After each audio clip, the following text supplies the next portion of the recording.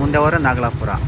ಇಲ್ಲೇ ಇನ್ನೊಂದು ಎಷ್ಟೇ ಇಂಗ್ಲೀಷ್ ಇಂಥ ನಾಗಲಾಪುರ ಅಂತ ಹಳ್ಳಿಲಿ ಇಂಗ್ಲೀಷು. Okay, tell me. ಇಂಥ ಹಳ್ಳೀಲಿ 2 ಪ್ರಮುಖವಾದ ದೇವಸ್ಥಾನ, ಅದು ಬೇಲೂರು ಹಳೇಬೀಡು ಥರ.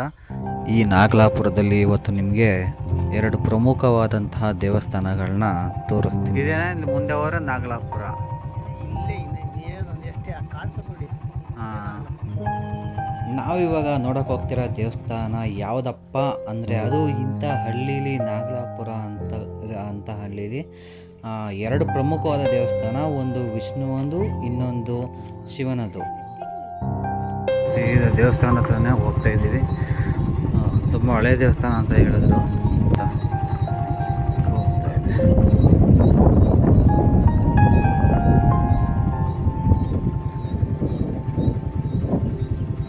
ಅಪ್ಪ, ಯಾವ ದೇವಸ್ಥಾನ ಇದು? ಹಾಂ, ಫುಲ್ ಹಳೆ ದೇವಸ್ಥಾನ ಅಲ್ಲ? ಈ ಕಡೆ ಹೋದರೆ ಕೆರೆ ಆಯ್ತಾ? ಇದು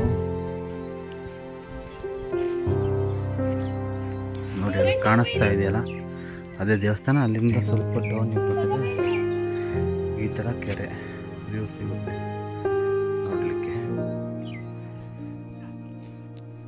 ಜನಗಳು ಹೇಳಿದ ಪ್ರಕಾರ ಇಲ್ಲಿನ 2 ದೇವಸ್ಥಾನಗಳು ಬೇಲೂರು ಮತ್ತು ಹಳೇಬೀಡಿನ ಶಿಲ್ಪಕಲೆನ ಹೋಲುತ್ತೆ ಅಂತ ಹೇಳಿದ್ರು.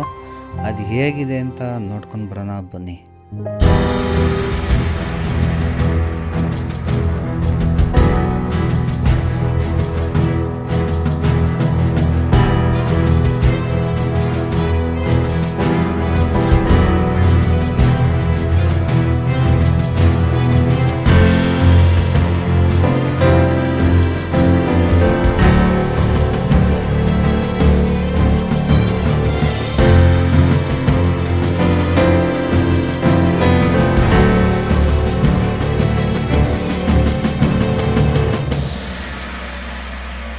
ನಾಗಲಾಪುರದಲ್ಲಿ ಇರ್ತಕ್ಕಂತಹ ಈ ದೇವಸ್ಥಾನ ಹೊಯ್ಸಳರ ಕಾಲದ್ದು ಅಂತ ಹೇಳ್ತಾರೆ. ಹಾಗೆ ಇಲ್ಲಿ ಒಳಗಡೆ ನೋಡ್ತಾ ಇದ್ದೀರಲ್ಲ ನೀವು, ನೋಡಿ ಎಷ್ಟು ಸುಂದರವಾಗಿ ಚೌಕಾಕಾರವಾಗಿದೆ. ಹಾಗೆ ಮೇಲ್ಗಡೆ ನೋಡಿ ಶಿಲ್ಪಕಲೆ ಎಷ್ಟು ಸಖತ್ತಾಗಿದೆ.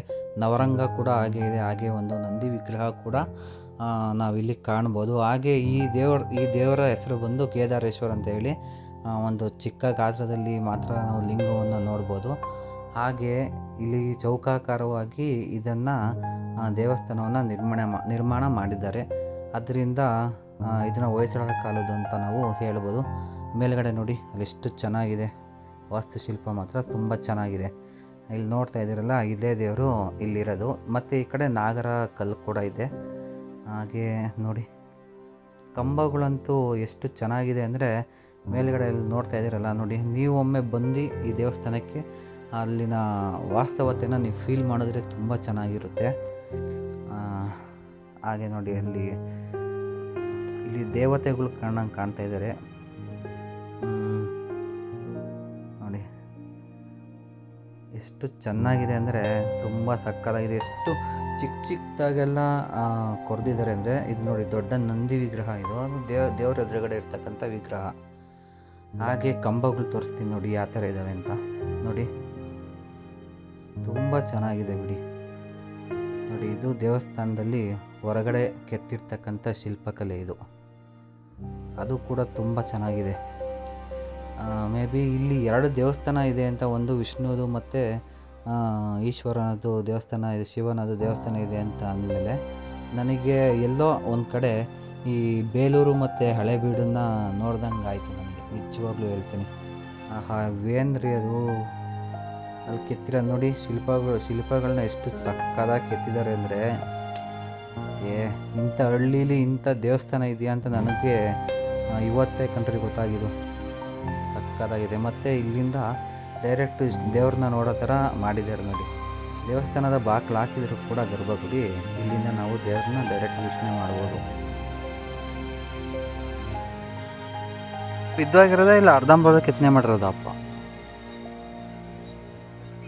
ಹಾಂ ಹಾಂ ಈ ನಾಗಲಾಪುರದಲ್ಲಿ ಒಂದು ದೇವಸ್ಥಾನ ನಾನು ನಿಮಗೆ ತೋರಿಸಿದ್ದೀನಿ, ಶಿವನ ದೇವಸ್ಥಾನ ಇಲ್ಲಿ ನೋಡ್ತಾ ಇರೋದು. ಇನ್ನೊಂದು ದೇವಸ್ಥಾನ ಇದೆ, ಕೇಶವನ ದೇವಸ್ಥಾನ ಅಂತ ಹೇಳಿ.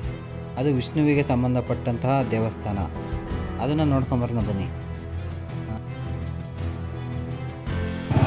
ಅಲ್ಲ ಗುರು, ಇಂಥ ಚಿಕ್ಕೂರು ನಾಗಲಾಪುರ ಅನ್ನೋದ್ರಲ್ಲಿ ಈಶ್ವರನ ದೇವಸ್ಥಾನ ಮತ್ತು ವಿಷ್ಣು ದೇವಸ್ಥಾನ, ಅದು ಅಲ್ಲಿ ಕೆಳಗಡೆ ಹೋದರೆ ಶಿವಂದು, ಇಲ್ಲಿ ಮೇಲ್ಗಡೆ ಶಂಕೇಶ್ವರ ಅಂದರೆ ವಿಷ್ಣುದು. ಈ ದೇವಸ್ಥಾನದ ಇನ್ಫಾರ್ಮೇಷನ್ನ ಇಲ್ಲಿ ಹಾಕಿದ್ದಾರೆ. ಅಂದರೆ ದೇವಸ್ಥಾನ ಒಳಗಡೆ ಹೋಗೋಕ್ಕಿಂತ ಮುಂಚೆ ಹಾಕಿದ್ದಾರೆ, ಮತ್ತು ಸ್ವಚ್ಛತೆಯನ್ನು ಕಾಪಾಡಿ ಅಂತಲೂ ಕೂಡ ಹಾಕಿದ್ದಾರೆ ಅಲ್ಲಿ.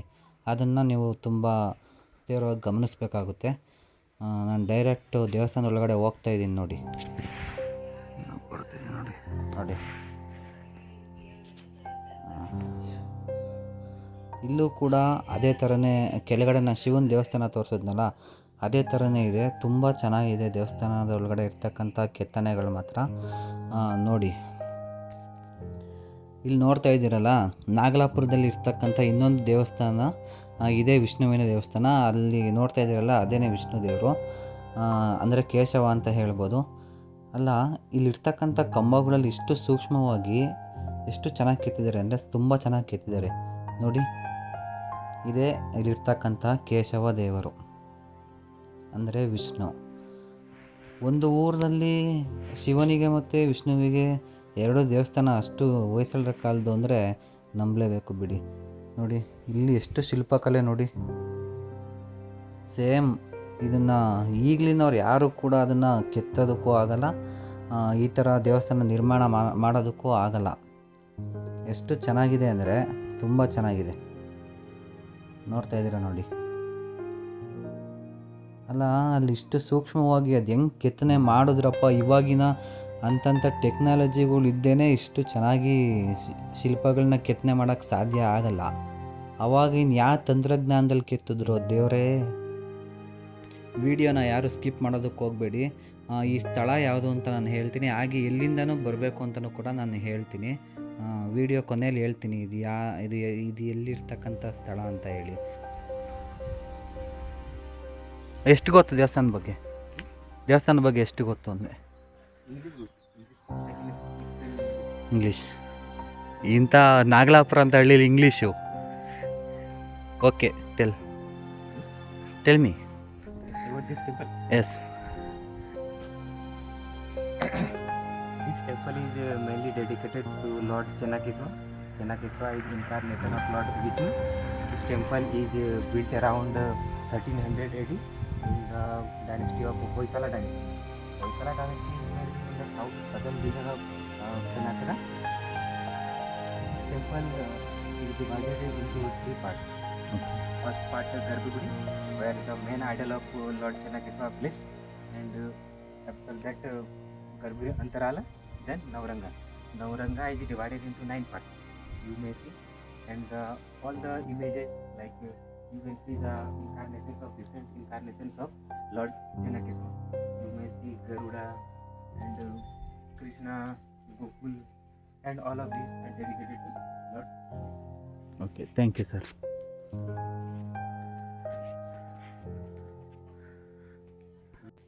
ಈ ದೇವಸ್ಥಾನಕ್ಕೆ ಹೇಗೆ ಬರಬೇಕಪ್ಪ ಅಂದರೆ, ತುರುವೇಕೆರೆಗೂ ಕೂಡ ಹತ್ರ, ಮಾಯಸಂದ್ರಕ್ಕೂ ಕೂಡ ಹತ್ರ. ಹಾಗೆ ನಾವೇನಾದರೂ ತುಮಕೂರಿಂದ ಬಂದರೆ TB ಕ್ರಾಸ್ ಅಂತ ಬರುತ್ತೆ, ಚಿಂಚನಗಿರಿ ಹೋಗ್ತಾ ರೋಡಲ್ಲಿ. ಆ TB ಕ್ರಾಸಿಂದ ರೈಟಿಗೆ ತೊಗೊಂಡ್ರೆ ಅಲ್ಲಿ ಯಾರನ್ನಾದ್ರೂ ಕೇಳಿದ್ರು ಹೇಳ್ತಾರೆ, ನಾಗಲಾಪುರ ಅಂತ ಎಲ್ಲಿ ಬರುತ್ತೆ ಊರು ಅಂತ ಕೇಳಿದ್ರು ಹೇಳ್ತಾರೆ. ಡೈರೆಕ್ಟ್ ಅಲ್ಲಿಂದ ಒಂದೇ ರೋಡು. ಬನ್ನಿ, ಇಂಥ ಸುಂದರವಾದಂಥ ದೇವಸ್ಥಾನಗಳನ್ನ, ಅದು ಚಿಕ್ಕಹಳ್ಳಿಲಿ ನಾವು ನೋಡಬೇಕು ಅಂತಂದರೆ ತುಂಬ ಅಪರೂಪ ಸಿಗೋದು. ಅದು ಹೊಯ್ಸಳರ ಕಾಲದ ದೇವಸ್ಥಾನ ಅಂದರೆ ಕೇಳಬೇಕಾ? ಶಿಲ್ಪಕಲೆಗಳಲ್ಲಿ ಎತ್ತಿದೆ ಕೈ ಅಂತ ಕೂಡ ಹೇಳ್ಬೋದು. ತುಂಬ ಚೆನ್ನಾಗಿದೆ, ಬನ್ನಿ. ಆದರೆ ಯಾರೂ ಕೂಡ ಪ್ಲಾಸ್ಟಿಕ್ ಆಗಲಿ ಏನು ಅಲ್ಲಿ ಗಲೀಜಾಗಲಿ ಏನು ಮಾಡೋಕ್ಕೆ ಹೋಗ್ಬೇಡಿ, ಪ್ಲಾಸ್ಟಿಕ್ ಕೂಡ ಎಸೆಯೋದಕ್ಕೆ ಹೋಗಬೇಡಿ. ದೇವಸ್ಥಾನದ ಸ್ವಚ್ಛತೆಯನ್ನು ತುಂಬ ಚೆನ್ನಾಗಿ ಕಾಪಾಡಿದ್ದಾರೆ ಅವರು. ನಾವೆಲ್ಲ ಅಲ್ಲಿ ಹೋಗಿ ಮತ್ತೆ ಗಲೀಜು ಮಾಡೋದು ಬೇಡ, ಆ ಶಿಲ್ಪಕಲೆಗಳನ್ನ ಮುಟ್ಟೋದು ಬೇಡ. ನಮ್ಮ ಮುಂದಿನ ಪೀಳಿಗೆಗೆ ಇಂತಹ ದೇವಸ್ಥಾನನ ಉಳಿಸೋ ಪ್ರಯತ್ನ ನಾವು ಮಾಡೋಣ.